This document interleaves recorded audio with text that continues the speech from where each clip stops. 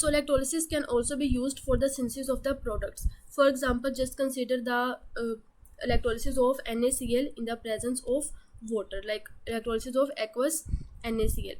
So it will get, when we will dissolve NaCl, it will form Na positive plus Cl negative ions, and because of the water there will be ions of H positive plus OH negative ions. So we know like there will be competition between sodium and hydrogen, and in this case hydrogen gas will go towards the cathode and it will form H2 gas, which we can collect.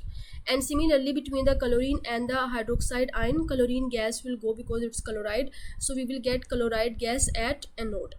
And then we have two other things in the solution, which is sodium and hydroxide, and they will combine and they will form sodium hydroxide, and because of that the solution in the electrolysis tank will also become basic, because sodium hydroxide is basic in nature.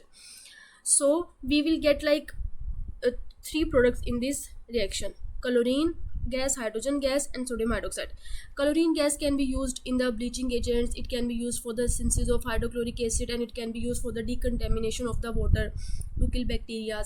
And then we have sodium hydroxide. Sodium hydroxide is used in the soap industry, and it is used as a base to make solutions alkaline. Similarly, hydrogen can be used for the synthesis of hydrochloric acid, it can be used as a fuel in fuel cells. So in by doing electrolysis we can also prepare like chemicals which we can use for the synthesis of further commercial products.